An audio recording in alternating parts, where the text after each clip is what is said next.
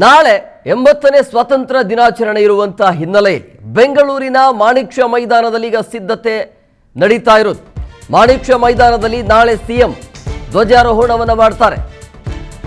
CM ಆದ ಬಳಿಕ ಮೊದಲ ಬಾರಿಗೆ ಡಿಕೆಶಿ ಅವರು ಧ್ವಜಾರೋಹಣವನ್ನು ಮಾಡ್ತಾ ಇರೋದು. ಮಂತ್ರಿಯಾಗಿ ಮೊದಲ ಬಾರಿಗೆ ಡಿಕೆಶಿ ಕಡೆಯಿಂದ ಧ್ವಜಾರೋಹಣ ಇರುತ್ತೆ ಮಾಣಿಕ್ ಮೈದಾನದಲ್ಲಿ. ಈಗ ಸಿದ್ಧತೆ ಮಾಡಿಕೊಳ್ಳಲಾಗ್ತಾ ಇದೆ. ಮುಖ್ಯಮಂತ್ರಿ ಆದ ಬಳಿಕ ಮೊದಲ ಬಾರಿಗೆ ಡಿಕೆಶಿ ಕಡೆಯಿಂದ ಧ್ವಜಾರೋಹಣ. ನಾಳೆ ಇಡೀ ದೇಶದಾದ್ಯಂತ ಸಂಭ್ರಮದ ವಾತಾವರಣ ಇರುತ್ತೆ. ನಾಳೆ ಬೆಂಗಳೂರಿನ ಮಾಣಿಕ್ ಮೈದಾನದಲ್ಲಿ ಡಿಕೆ ಶಿವಕುಮಾರ್ ಅವರ ಕಡೆಯಿಂದ ಧ್ವಜಾರೋಹಣ ಇರುತ್ತೆ. ಸಿಎಂ ಆದ ಬಳಿಕ ಅವರು ಮೊದಲ ಬಾರಿಗೆ ಧ್ವಜಾರೋಹಣವನ್ನು ಮಾಡ್ತಾ ಇದ್ದಾರೆ. ಹಂಗಾಗಿ ಮಾಣಿಕ್ ಮೈದಾನದಲ್ಲಿ ಸಕಲ ಸಿದ್ಧತೆ ನಡೀತಾ ಇದೆ. ಸ್ವಾತಂತ್ರ್ಯ ದಿನಾಚರಣೆಯ ಅಂಗವಾಗಿ ವಿಧಾನಸೌಧದಲ್ಲಿ ಫ್ರೀಡಂ ಹಬ್ಬ ಇದೆ. QR ಕೋಡ್ನಲ್ಲಿ ನೋಂದಾಯಿಸಿಕೊಂಡವರಿಗೆ ಶಕ್ತಿ ಸೌಧಕ್ಕೆ ಮುಕ್ತ ಅವಕಾಶ ಇರುತ್ತೆ. ಸ್ವಾತಂತ್ರ್ಯೋತ್ಸವ ಸಂಭ್ರಮಾಚರಣೆಯಲ್ಲಿ ಸಾರ್ವಜನಿಕರು ಭಾಗಿಯಾಗ್ತಾ ಇದ್ದಾರೆ. ನಾಳೆ ಮಧ್ಯಾಹ್ನ 12 ಗಂಟೆಯಿಂದ ರಾತ್ರಿ 10 ಗಂಟೆಯ ತನಕ ಅವಕಾಶ ಇರುತ್ತೆ. ಸ್ವಾತಂತ್ರ್ಯ ದಿನಾಚರಣೆಯ ಅಂಗವಾಗಿ ವಿಧಾನಸೌಧದಲ್ಲಿ ಒಂದು ಹಬ್ಬ, ಫ್ರೀಡಂ ಹಬ್ಬ ಅನ್ನೋದು. ಹಂಗಾಗಿ ಈ ಒಂದು ಫ್ರೀಡಂ ಹಬ್ಬಕ್ಕೆ ಸಾರ್ವಜನಿಕರಿಗೆ ಅವಕಾಶ ಇದೆ. ನಾಳೆ ಮಧ್ಯಾಹ್ನ 12 ಗಂಟೆಯಿಂದ ರಾತ್ರಿ 10 ಗಂಟೆಯ ತನಕ ಅವಕಾಶವನ್ನು ಮಾಡಿಕೊಡಲಾಗುತ್ತೆ. ಯಾರೆಲ್ಲ QR ಕೋಡನ್ನು ಬಳಸ್ತಾರಲ್ಲ ಅಂಥವರಿಗೆ ಮುಕ್ತ ಅವಕಾಶ ಇರುತ್ತೆ. ಫ್ರೀ ಫೀಸ್, ಯಾವುದೇ ರೀತಿಯಾಗಿ ಫೀಸ್ ಇರೋದಿಲ್ಲ, ಎಂಟ್ರಿ ಫ್ರೀ ಇರುತ್ತೆ ನಿಮಗೆ. ಹಂಗಾಗಿ ಅದನ್ನು ಸದುಪಯೋಗ ಪಡಿಸಿಕೊಳ್ಳಿ ಅನ್ನುವಂಥ ವಿಚಾರ. ವಿಧಾನಸೌಧದಲ್ಲಿ ನಾಳೆ ಫ್ರೀಡಂ ಹಬ್ಬ ಇರುವಂಥ ಹಿನ್ನೆಲೆಯಲ್ಲಿ ಈ ರೀತಿಯಾಗಿ ಅವಕಾಶವನ್ನು ಮಾಡಿಕೊಳ್ಳಲಾಗ್ತಾ ಇದೆ. ನಾಳೆ ಫ್ರೀಡಂ ಹಬ್ಬ ಇದೆ ಅಲ್ವಾ, ಹಂಗಾಗಿ ಸಂಚಾರದಲ್ಲಿ ವ್ಯತ್ಯಯ ಆಗುತ್ತೆ. ವಿಧಾನಸೌಧದ ಸುತ್ತಮುತ್ತಲಿನ ವಾಹನ ಸಂಚಾರ ನಿರ್ಬಂಧ ಇರುತ್ತೆ. ವಾಹನ ಸಂಚಾರಕ್ಕೆ ಪರ್ಯಾಯ ಮಾರ್ಗದ ವ್ಯವಸ್ಥೆಯನ್ನು ಕೂಡ ಮಾಡಲಾಗಿದೆ. ಬರುವಂಥ ಜನರಿಗೆ ಸಮಸ್ಯೆ ಆಗಬಾರದು ಅನ್ನುವಂಥ ಕಾರಣಕ್ಕಾಗಿ ವಿಧಾನಸೌಧದ ಮೆಟ್ರೋ ನಿಲ್ದಾಣದಲ್ಲಿ ಅಲ್ಲಿ ಪ್ರವೇಶ ಇರುತ್ತಲ್ಲ, ಸದ್ಯಕ್ಕೆ ತಾತ್ಕಾಲಿಕವಾಗಿ ಅದಕ್ಕೆ ಬ್ರೇಕ್ ಬಿದ್ದಿದೆ.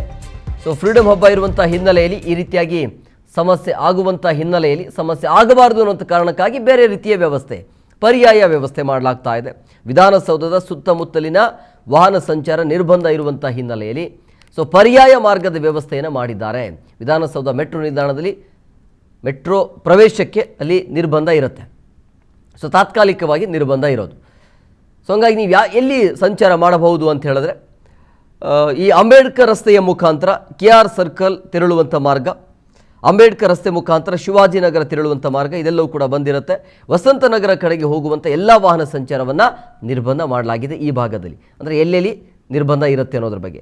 ಇನ್ನು ಪರ್ಯಾಯ ವ್ಯವಸ್ಥೆ ಅಂತ ಬಂದಾಗ ಬಾಳೆಕುಂದ್ರಿ ಜಂಕ್ಷನ್ನಿಂದ ಕನ್ನಿಂಗ್ಹ್ಯಾಮ್ ರಸ್ತೆ ಮುಖಾಂತರ ನೀವು ಸಂಚಾರವನ್ನು ಮಾಡಬಹುದು. ಇನ್ನು ಕನ್ನಿಂಗ್ಹ್ಯಾಮ್ ರಸ್ತೆಯ ಮುಖಾಂತರ ಚಂದ್ರಿಕಾ ಹೋಟೆಲ್ ಬಳಿ ಎಡಭಾಗದಲ್ಲಿ ನೀವು ತಿರುವಿ ಆ ಮುಖಾಂತರ ನಿಮ್ಮ ಸಂಚಾರವನ್ನು ಕಂಟಿನ್ಯೂ ಮಾಡಬಹುದು. ಇನ್ನು LRDE ಬಸವೇಶ್ವರ ಜಂಕ್ಷನ್ ಪ್ಯಾಲೇಸ್ ರಸ್ತೆ ಮುಖಾಂತರ ನೀವು ಹೋಗಬಹುದು.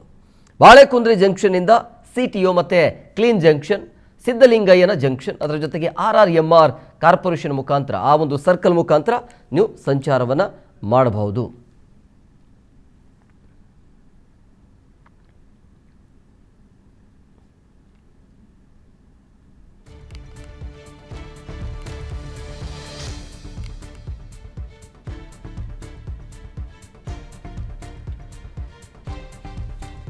ನೋಡಿ, ನೋಡ್ತಾ ಇದ್ರಿ, ನಾಳೆ ಸ್ವಾತಂತ್ರ್ಯ ದಿನಾಚರಣೆ ಇರುವಂಥ ಹಿನ್ನೆಲೆಯಲ್ಲಿ ಮಾಣಿಕ್ ಮೈದಾನದಲ್ಲಿ ಯಾವ ರೀತಿಯಾಗಿ ಸಿದ್ಧತೆ ನಡೀತಾ ಇದೆ ಅಂಥೇಳಿ ಎಲ್ಲ ರೀತಿಯಾದ ಸಿದ್ಧತೆ ಅಂತೂ ನಡೀತಾ ಇದೆ. ನಾಳೆ ದೇಶಕ್ಕೆ ಸ್ವಾತಂತ್ರ್ಯ ಸಿಕ್ಕಿರುವಂಥ ಹಿನ್ನೆಲೆಯಲ್ಲಿ ಹಬ್ಬದ ರೀತಿಯಲ್ಲಿ ಈ ಸಂಭ್ರಮವನ್ನು ಮಾಡಬೇಕು, ಸಂಭ್ರಮಿಸಬೇಕು, ಆಚರಣೆ ಮಾಡಬೇಕು ಅನ್ನುವಂಥ ನಿಟ್ಟಿನಲ್ಲಿ ಬೆಳಗ್ಗೆ ಸಿಎಂ ಡಿಕೆ ಶಿವಕುಮಾರ್ ಅವರು ಬಂದು ಧ್ವಜಾರೋಹಣವನ್ನು ಮಾಡ್ತಾರೆ. ಧ್ವಜಾರೋಹಣ ಆದ ಬಳಿಕ ಬೇರೆ ಬೇರೆ ಕಾರ್ಯಕ್ರಮಗಳು ಕೂಡ ಇರುತ್ತೆ. ಹಂಗಾಗಿ ಸಾಕಷ್ಟು ಜನ ಸೇರುವಂಥ ನಿರೀಕ್ಷೆ ಇದೆ. ಬರುವಂಥ ಜನರಿಗೂ ಕೂಡ ಸಮಸ್ಯೆ ಆಗಬಾರದು ಅನ್ನುವಂಥ ಕಾರಣಕ್ಕಾಗಿ ಕಟ್ಟೆಚ್ಚರವನ್ನು ವಹಿಸಲಾಗಿದೆ. ಸಿದ್ಧತೆಯನ್ನು ಮಾಡಿಕೊಳ್ಳಲಾಗ್ತಾ ಇದೆ. ಎಲ್ಲ ರೀತಿಯಾದ ಚೇರ್ಗಳನ್ನು ನೀವು ನೋಡ್ತಾ ಇದ್ದೀರಿ. ಸೋಫಾ ಸೆಟ್ ಯಾವ ರೀತಿಯಾಗಿ ಇದೆ ಅನ್ನೋದನ್ನು ಎಲ್ಲ VIP-ಗಳಿಗೆ, ಅಂದರೆ ಕೇವಲ ಧ್ವಜಾರೋಹಣ ಅಷ್ಟೇ ಇರೋದಿಲ್ಲ. ಧ್ವಜಾರೋಹಣ ಆದ ಬಳಿಕ ಡಿಕೆಶಿ ಅವರ ಮಾತುಕತೆ ಇರುತ್ತೆ, ಅದಾದ ನಂತರ ಬೇರೆ ಬೇರೆ ರೀತಿಯ ಕಾರ್ಯಕ್ರಮ ಇರುತ್ತೆ, ಬೇರೆ ಬೇರೆ ಸ್ಕೂಲ್ಗಳಿಂದ ಮಕ್ಕಳು ಬಂದಿರ್ತಾರೆ, ಅವರ ಕಡೆಯಿಂದ ಪ್ರದರ್ಶನ ಕೂಡ ಇರುತ್ತೆ. ಸೊ ಸುಮಾರು ಮಧ್ಯಾಹ್ನ ತನಕ, ಬೆಳಗ್ಗೆ 5:30 6 ಗಂಟೆಗೆ ಶುರುವಾದರೆ ಈ ಒಂದು ಕಾರ್ಯಕ್ರಮ 11:30 12 ಅಥವಾ 1 ಗಂಟೆಯ ತನಕವೂ ಕೂಡ ಕಾರ್ಯಕ್ರಮ ಇರುತ್ತೆ. ಸೊ ಮಧ್ಯಾಹ್ನ ತನಕ ಕಾರ್ಯಕ್ರಮ ಇರುವಂಥ ಹಿನ್ನೆಲೆಯಲ್ಲಿ ಬರುವಂಥ ಜನರಿಗೆ ಅವಕಾಶವನ್ನು ಮಾಡಿಕೊಡ್ಬೇಕು ಅನ್ನುವಂಥ ಕಾರಣಕ್ಕಾಗಿ ಎಲ್ಲ ರೀತಿಯಾದ ಕ್ಲೀನಿಂಗ್ ನಡೀತಾ ಇದೆ, ಸಿದ್ಧತೆ ಮಾಡಿಕೊಳ್ಳಲಾಗ್ತಾ ಇದೆ. VIP ಗಳಿಗೂ ಕೂಡ ವ್ಯವಸ್ಥೆ ಇದೆ. ಸಾಕಷ್ಟು ಸಿದ್ಧತೆಯನ್ನು ಕೂಡ ನೆರವೇರಿಸಲಾಗಿದೆ. ನಾನು ನಿಮಗೆ ದೃಶ್ಯದಲ್ಲಿ ತೋರಿಸ್ತಾ ಹೋಗ್ತೀನಿ. 80ನೇ ಸ್ವಾತಂತ್ರ್ಯೋತ್ಸವ ಹಿನ್ನೆಲೆಯಲ್ಲಿ ಮಾಣಿಕ್ ಷಾ ಪಿರಿಯಡ್ನಲ್ಲಿ ಏನು ನಾಳೆ DK ಶಿವಕುಮಾರ್ ಅವರು ಧ್ವಜಾರೋಹಣ ಕಾರ್ಯಕ್ರಮ ಮಾಡ್ತಾರೆ. ಈ ನಿಟ್ಟಿನಲ್ಲಿ ಸಾಕಷ್ಟು ಸಿದ್ಧತೆಯನ್ನು ಕೂಡ, ಕೊನೆ ಹಂತದ ಸಿದ್ಧತೆಯನ್ನು ಕೂಡ ಈಗ ಸಿಬ್ಬಂದಿಗಳು ಮಾಡ್ತಾ ಹೋಗ್ತಿದ್ದಾರೆ. ಜೊತೆಗೆ ಅಧಿಕಾರಿಗಳು ಕೂಡ ಇದನ್ನು ಪರಿಶೀಲನೆ ಮಾಡ್ತಾ ಹೋಗ್ತಿದ್ದಾರೆ. ನಾನು ನಿಮಗೆ ದೃಶ್ಯದಲ್ಲಿ ತೋರಿಸ್ತಾ ಹೋಗ್ತೀನಿ. ನಾಳೆ ಬರುವಂಥ VVIPಗಳಿಗೆ, ಶಾಸಕರಿಗೆ ಸೇರಿದಂತೆ ಅಧಿಕಾರಿಗಳಿಗೆ ಸಾಕಷ್ಟು ಆಸನದ ವ್ಯವಸ್ಥೆಯನ್ನು ಕೂಡ ಮಾಡಲಾಗಿದೆ. ನಾಳೆ ಸುಮಾರು 9 ಗಂಟೆ ಸಮಯದಲ್ಲಿ CM ಅವರಿಂದ ಅಧಿಕೃತವಾಗಿ ಧ್ವಜಾರೋಹಣ ಕಾರ್ಯಕ್ರಮವನ್ನು ಕೂಡ ಮಾಡಲಾಗ್ತಿದೆ. ಆ ನಂತರದಲ್ಲಿ ಸಾಂಸ್ಕೃತಿಕ ಕಾರ್ಯಕ್ರಮವನ್ನು ಕೂಡ ಹಮ್ಮಿಕೊಳ್ಳಲಾಗ್ತಿದೆ. ಭದ್ರತೆ ದೃಷ್ಟಿಯಿಂದ ಈಗಾಗಲೇ 9 DCPಗಳನ್ನು, 17 ACPಗಳನ್ನು, 49 ಇನ್ಸ್ಪೆಕ್ಟರ್ಗಳನ್ನು, ಜೊತೆಗೆ 110ಕ್ಕೂ ಅಧಿಕ ಪೊಲೀಸ್ ಸಿಬ್ಬಂದಿಗಳನ್ನು ಕೂಡ ನಿಯೋಜಿಸಲಾಗಿದೆ. ಸಂಚಾರ ವ್ಯವಸ್ಥೆಗೆ ಸಂಬಂಧಪಟ್ಟಂತೆ ಈಗಾಗಲೇ 3 DCPಗಳು ಸೇರಿದಂತೆ 1500ಕ್ಕೂ ಹೆಚ್ಚು ಸಿಬ್ಬಂದಿಗಳನ್ನು ಈಗಾಗಲೇ ಸಂಚಾರ ವ್ಯವಸ್ಥೆಗೆ ನಿಯೋಜನೆ ಮಾಡಲಾಗಿದೆ. ರಕ್ಷಣಾ ದೃಷ್ಟಿಯಿಂದ ಈಗಾಗಲೇ 110ಕ್ಕೂ ಅಧಿಕ CCTVಗಳನ್ನು ಈಗ ಅಳವಡಿಕೆ ಮಾಡಲಾಗಿದೆ. ಜೊತೆಗೆ 7 KSRP ತುಕಡಿಗಳು, ಅಗ್ನಿಶಾಮಕ ದಳ ಸೇರಿದಂತೆ ಬಾಂಬ್ ಸ್ಕ್ವಾಡ್ ದಳವನ್ನು, ಜೊತೆಗೆ ಡಾಗ್ ಸ್ಕ್ವಾಡ್ ದಳವನ್ನು ಈಗಾಗಲೇ ಅಧಿಕಾರಿಗಳು ಮಾಡಿದ್ದಾರೆ. ಜೊತೆಗೆ ಈಗಾಗಲೇ ಸ್ಥಳದಲ್ಲಿ ಡಾಗ್ ಸ್ಕ್ವಾಡ್ ದಳ ಹಾಗೂ ಬಾಂಬ್ ಸ್ಕ್ವಾಡ್ ದಳದ ಅಧಿಕಾರಿಗಳು ಎಲ್ಲ ಸೂಕ್ತ ಭದ್ರತೆಯನ್ನು ಈಗ ಪರಿಶೀಲನೆಯನ್ನು ಮಾಡ್ತಿದ್ದಾರೆ. ಜೊತೆಗೆ ನಾಳೆ ಈ ಕಾರ್ಯಕ್ರಮಕ್ಕೆ ಬರುವಂಥ ಅಧಿಕಾರಿಗಳಲ್ಲಿ, ಸಿಬ್ಬಂದಿಗಳಲ್ಲಿ ಯಾವುದೇ ನಿಷೇಧಿತ ವಸ್ತುಗಳನ್ನು ತರಬಾರ್ದು ಅಂತ ಈಗಾಗಲೇ ಕಟ್ಟುನಿಟ್ಟಿನ ಸೂಚನೆಯನ್ನು ಕೂಡ ಈಗ ಅಧಿಕಾರಿಗಳು, ಸೀಮಂತ್ ಕುಮಾರ್ ಅಧಿಕಾರಿಗಳು ಕೂಡ ಈಗಾಗಲೇ ಹೊರಡಿಸಲಾಗಿದೆ. ಒಟ್ಟಾರೆ ಹೇಳಬೇಕು ಅಂತಂದರೆ ನಾಳೆ ನಡೆಯುವ ಮಾಣಿಕ್ ಷಾ ಪಿರಿಯಡ್ನ ಏನು ಸ್ವಾತಂತ್ರ್ಯೋತ್ಸವ ಹಿನ್ನೆಲೆಯಲ್ಲಿ ಕೊನೆ ಹಂತದ ತಯಾರಿ ಕೂಡ ಈಗ ಮಾಡಲಾಗ್ತಿದೆ. ಕ್ಯಾಮ್ರಾ ಪರ್ಸನ್ ನಾಗೇಶ್ ಜೊತೆ ಹನುಮಂತರಾಜು, PNS ವಿಸ್ತಾರ, ಬೆಂಗಳೂರು.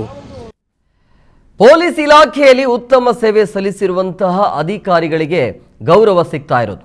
ಕರ್ನಾಟಕದ 17 ಪೊಲೀಸ್ ಅಧಿಕಾರಿಗಳು, ಅದರ ಜೊತೆಗೆ ಸಿಬ್ಬಂದಿಗೂ ಕೂಡ ಪ್ರತಿಷ್ಠಿತ ಗೌರವ ಸಿಗ್ತಾ ಇದೆ. 80ನೇ ಸ್ವಾತಂತ್ರ್ಯೋತ್ಸವ ಇರುವಂಥ ಹಿನ್ನೆಲೆಯಲ್ಲಿ ಸೊ ಕೇಂದ್ರ ಗೃಹ ಸಚಿವಾಲಯದಿಂದ ಒಂದು ರಾಷ್ಟ್ರಪತಿ ಪದಕ 2026 ಸೊ ಪ್ರಶಸ್ತಿಯನ್ನು ಈಗ ಕೇಂದ್ರ ಸರ್ಕಾರ ಘೋಷಣೆ ಮಾಡಿದೆ.